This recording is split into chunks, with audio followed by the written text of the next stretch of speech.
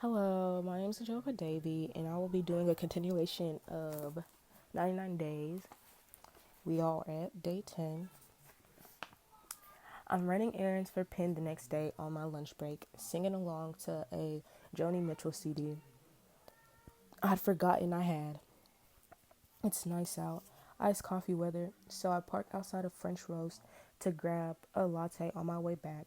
I'm already out of the car when I spy Gabe in a pair of shorts and a Yankees cap holding court on one of the benches outside of the patio, and I stopped short without meaning to because he's drinking mocha chillers with Elizabeth Reese from the lodge. I freeze in the middle of the sidewalk for a second, awkward and stung, and right away telling myself it's ridiculous to be. Clearly, he can drink mocha chillers with whomever he likes. Elizabeth was a year ahead of me and Patrick and Julia at school, which put her a year behind Gabe.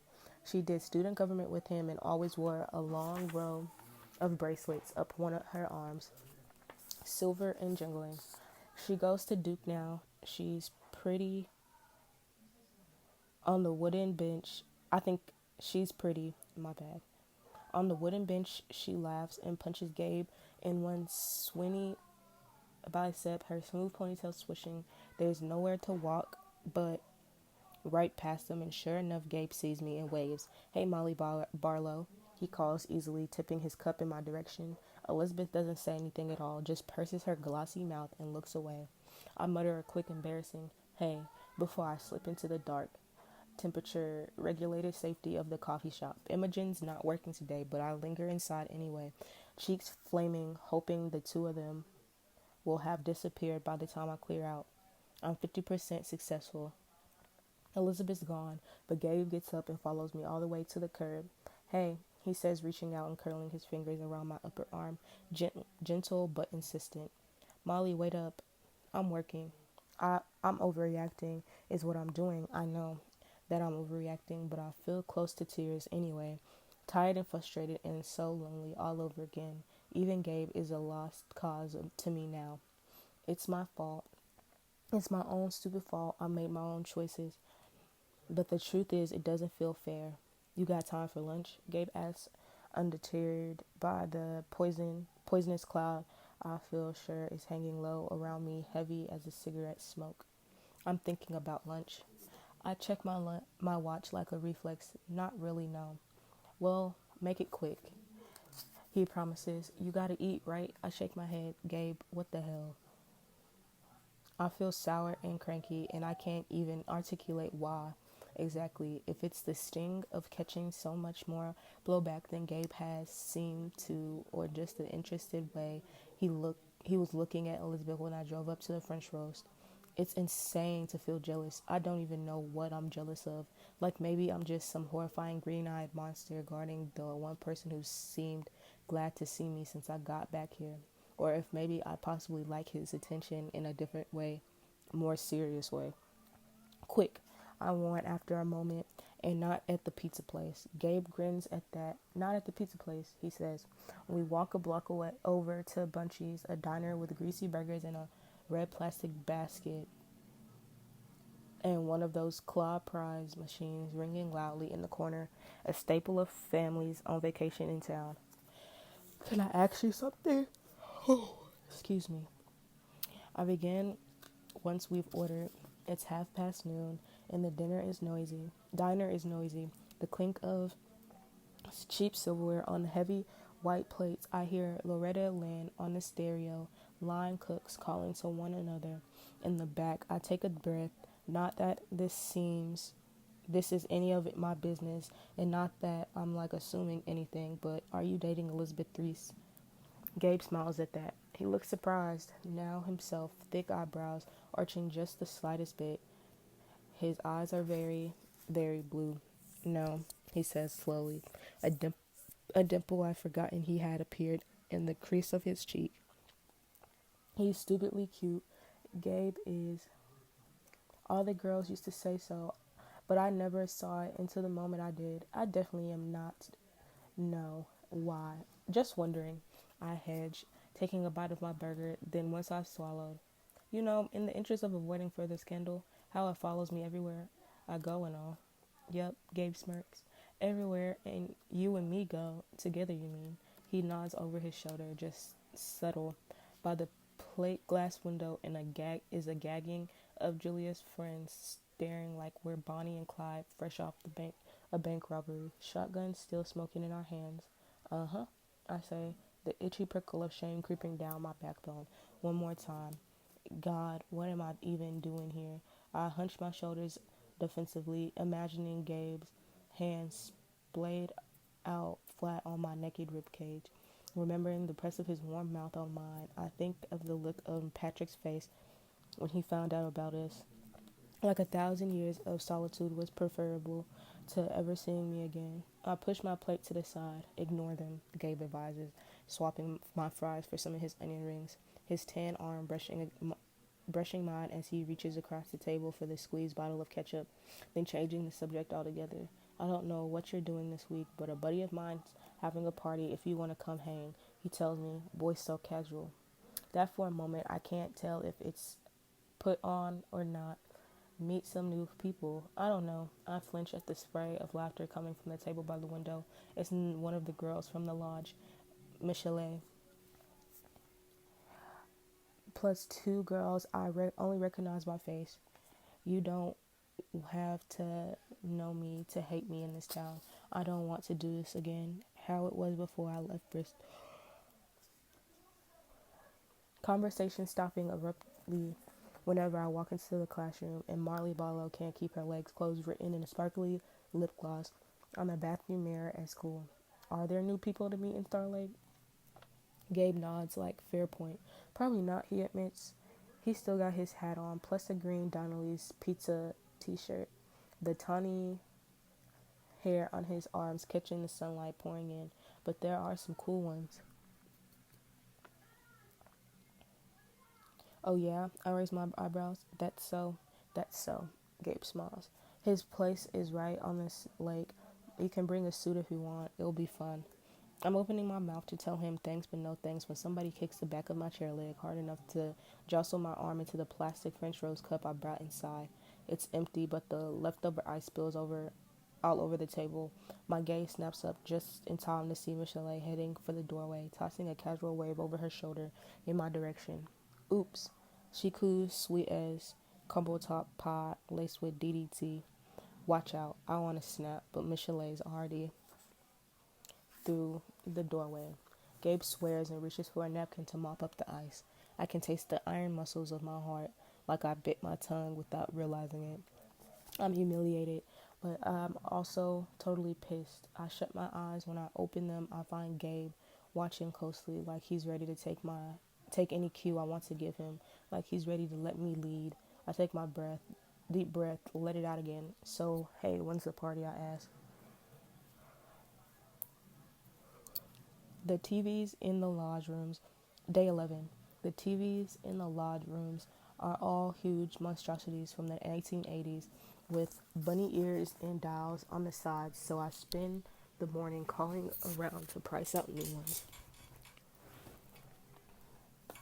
Never mind the fact that the budget Penn gave me to work with is barely even enough to have somebody come haul our old ones away. I'm trying to figure out the best approach for me to sell her on abandoning the idea altogether. Back to nature, commune with their family, away from the harsh glare of communism. Hipsters don't own TVs, and neither do we. When I look up and find Desi hovering in the doorway of the office, I like a spectator, her small, skinny body pressing against the dark wooden frame. I've got no idea how long she's been waiting, more than a week here, and I've never heard her speak. Hey, Des, I venture quietly, voice cautious like I'm trying not to scare a baby deer. Her hair is done in a million tiny, careful braids all over her head. She's a beautiful kid. Desi, her eyes are dark and huge. You looking for your mom? Daisy shakes her head, but doesn't say anything. Her t-shirt's got a picture of Dora the Explorer. She's got her hands knotted in.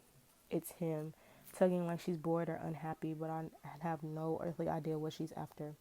You want to come color? I try next. There's a 64 count box of Corolla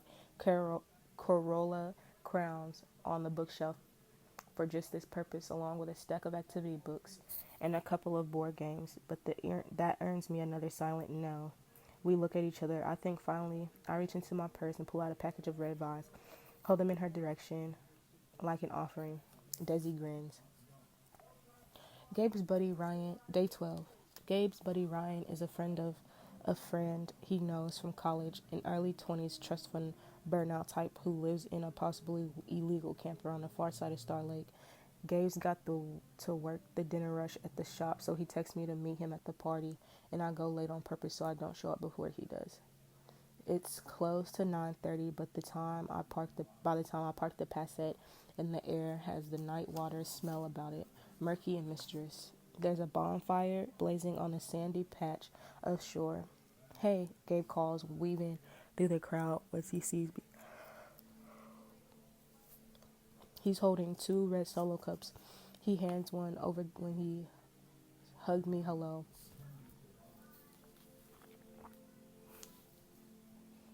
Wavy hair curling down over his ears and a look on his face that might or might not be worried.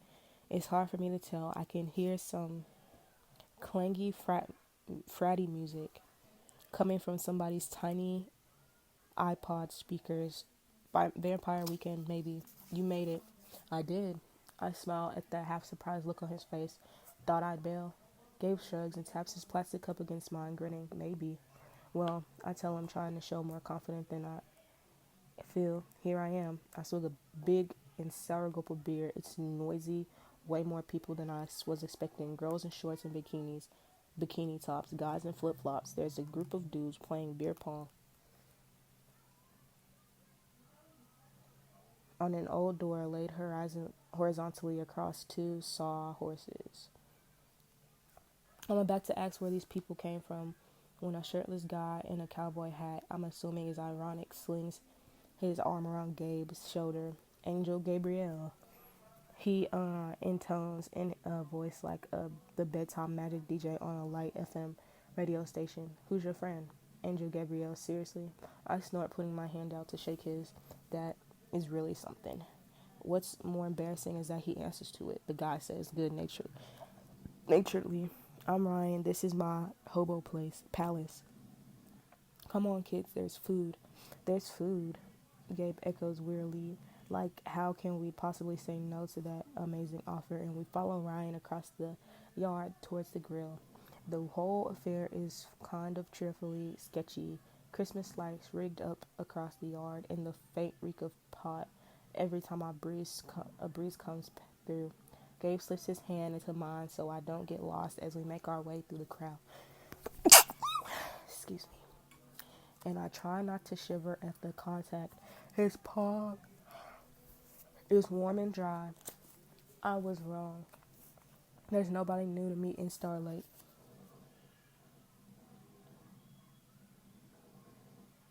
I was wrong that there's nobody new to meet in Star Lake. The crowd here is a little bit older.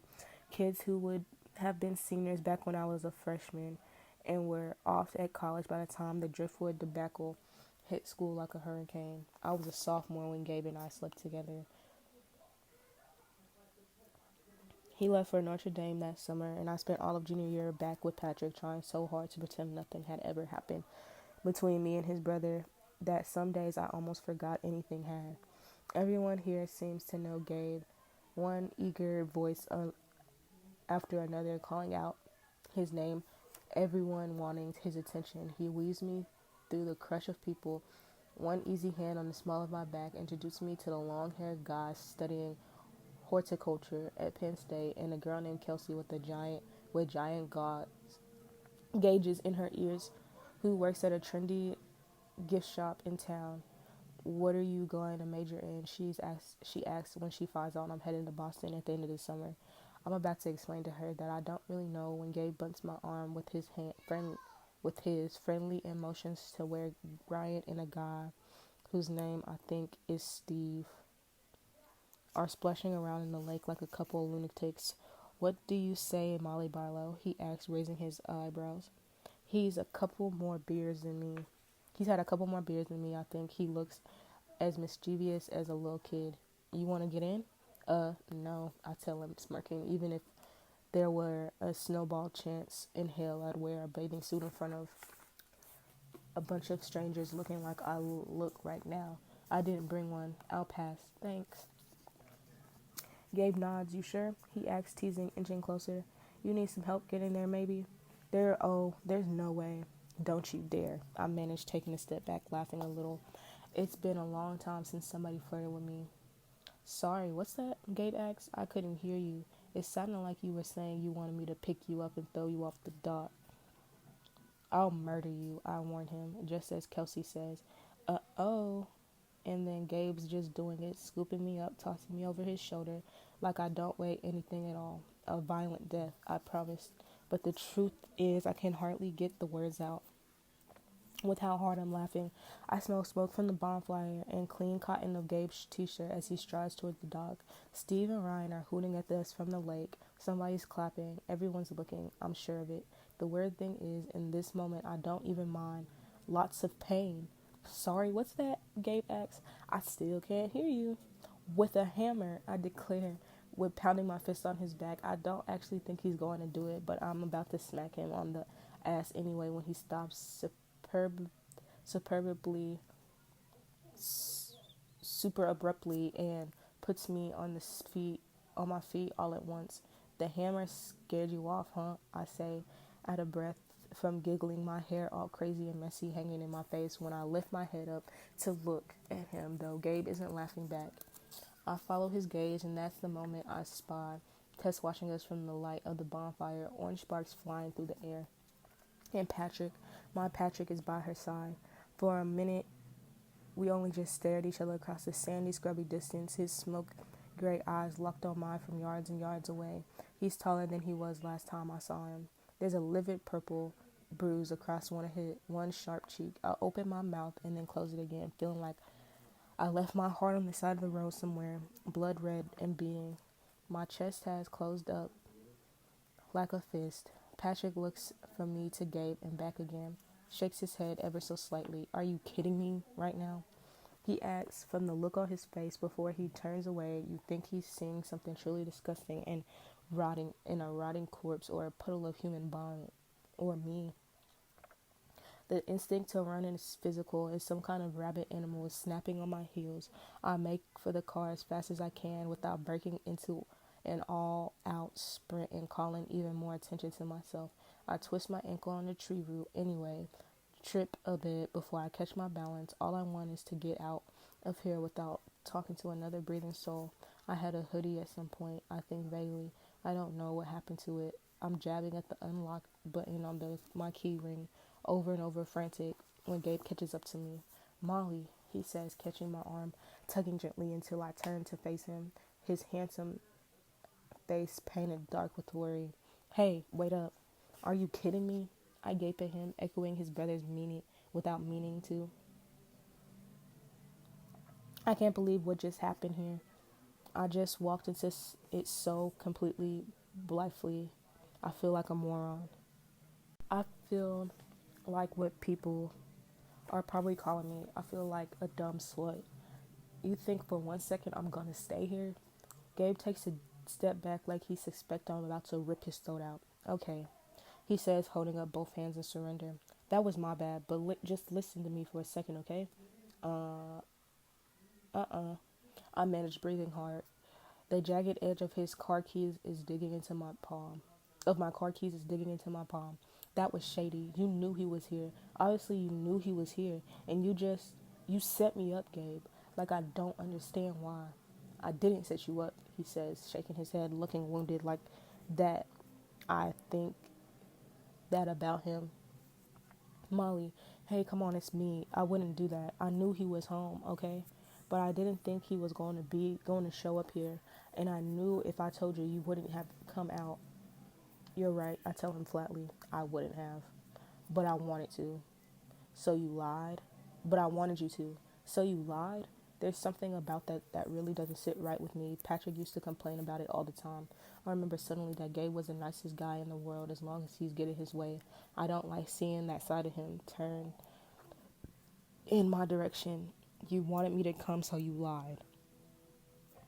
Gabe's forehead wrinkles. I didn't lie, he argues. I was going to tell you at the end of the night, I swear. We were having a good time. You were having a good time, and I knew, yeah, I cut him off, wrapping my arms around myself, caring a little bit more about my missing hoodie now. How I felt so absurdly exposed. That, that's still a bullshit excuse, Gabe. Gabe lets a breath out, rubs a bit at the back of his neck. You're right, he says after a minute. I can still hear the sound of the party through the trees, people laughing. Okay, you're right, I screwed up. I'm really sorry. It was stupid of me. Look, why don't we get out of here, go get some coffee or something? I don't know what's even gonna be open now, but let me make it up to you. I shake my head, holding myself a little bit tighter. I keep picturing the totally disgusted look on Patrick's face. I just want to go. I tell him quietly. I'm done for the night, okay? Gabe exhales again, but he doesn't argue. Text me when you're home, is all he says. I don't tell him I have no idea where that is. Day 13. I re-up my supply on Red Vine, spend the next day learning about the intricacies of General Sherman's march to the sea, courtesy of Ken Burns, the Civil War documentary, wearing sweatpants and a long sleeve shirt, even though it's 70 degrees outside the house. I get all the way to 1864 before I even leave my room to pee. I was never into documentaries before I went to Bristol, but my roommate, this feathery brunette named Carla, who hung a sheet from the ceiling around her bed to disguise whatever the hell she was doing in there, was surprisingly generous with her Netflix password.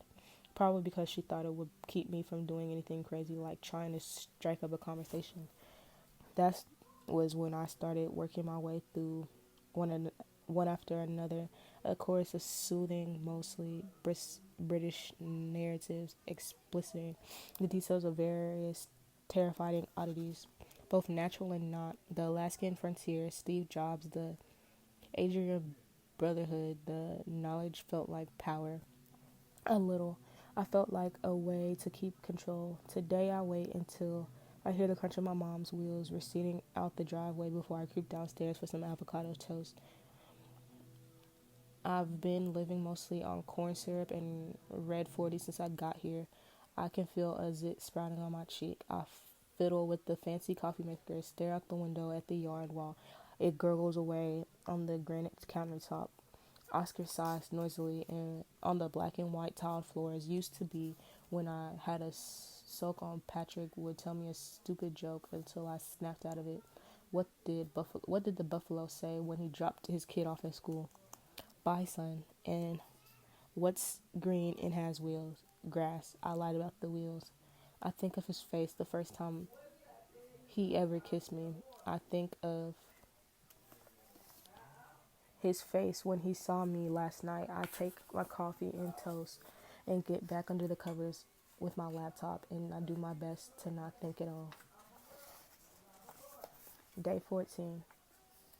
I'm not sure if Patrick's working his old shifts at the shop now that he's back in Star Lake for the summer, but I can't get out my head that I have to see him, so the next afternoon I'll find him parked behind the ancient register, just like 2 years ago, ringing a middle-aged lady up for three large extra cheese pies.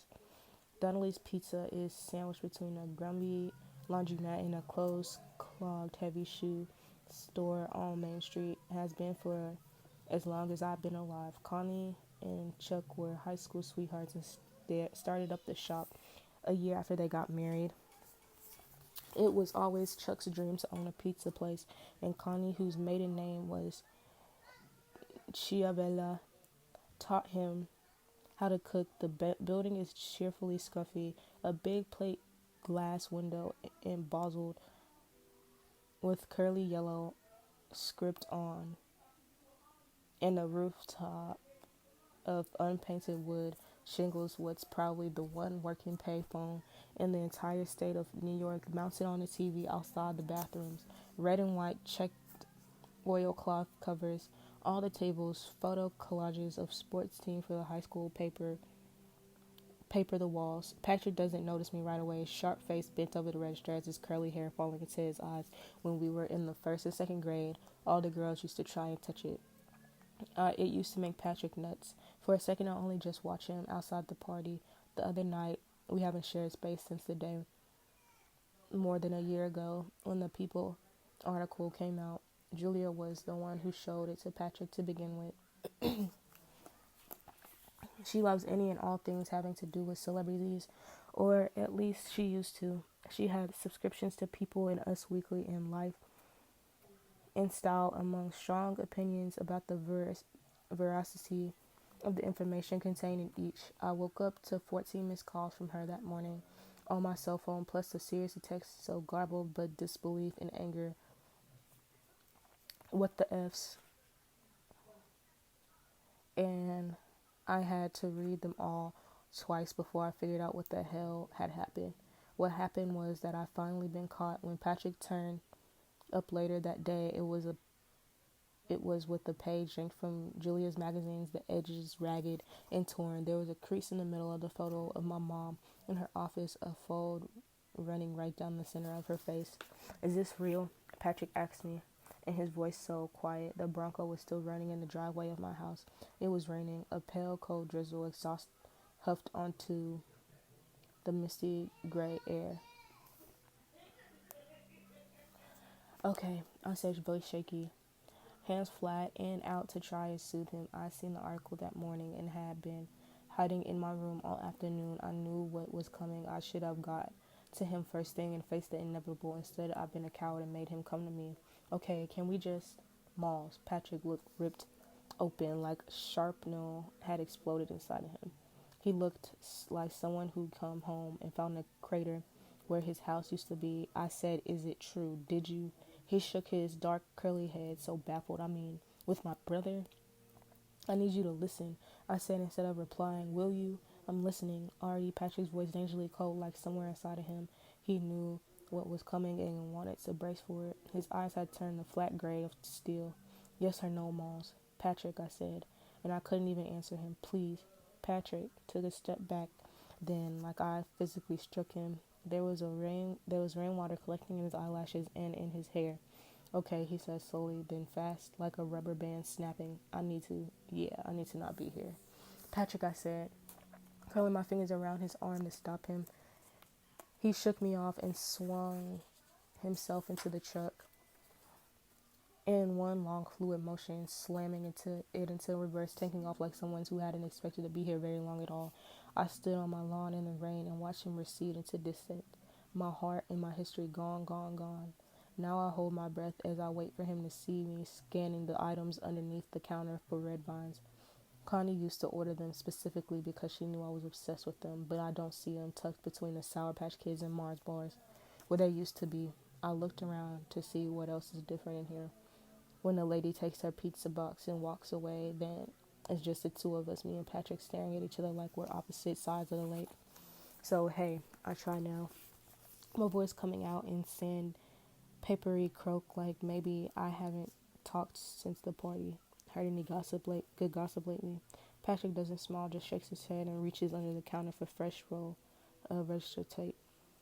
He wouldn't speak to me at all after the article came out, wouldn't even come near me. It was the horrifying loneliness of losing him even more than it was everyone else's nastiness that sent me to Bristol in the end.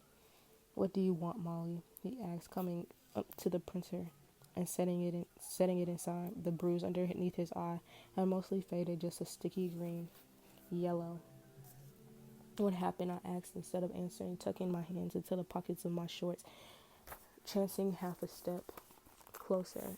Patrick shrugs and finishes with the receipt paper, slamming the lid shut, ripping off the colored edge with finality. I hit somebody, he tells me flatly, then I got hit back. That surprises me. Never in all years I've known him has Patrick gotten into a physical fight. Connie and Chuck were practically the poster parents for nonviolent conflict resolutions. Growing up, they made us work out our arguments, used handmade felt puppets. It was why you came home, I asked. Yep, Patrick says without elaboration. That's why. Okay. I nod and wonder who he is now. To toss something he wanted for so long, like it didn't even matter. I wonder if somehow I made him the way. Look, Patrick, there's nothing going on with me and Gabe, okay? I just want you to know that I came home for the summer and I was being pathetic, so he invited me to a party. But that it isn't, we're not. I break off, unsure how to keep it going when we were 12 and 13, Patrick always talked about serious stuff, sitting back to back like it made it easier if we didn't have to stare at each other. I wonder what would happen if I asked him to do that with me now. Instead, he holds up my hands and holds up a hand to stop me. Look, Malls, he says, echoing my exact tone. It's the nickname he had for me since we were little kids at pre-K. The same one his dad used to use. Here's the thing, you can whore around with my brother every day of the week if you want to. I really don't care. I take a step back like Patrick hit me this time, like tomorrow morning. I wake up and find both eyes swollen shut. My whole body goes prickly and hot.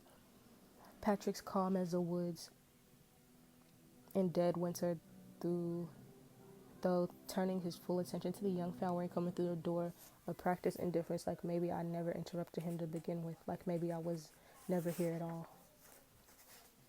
And we will stop at day 15. My questions will be in the description, and thank you for listening to me.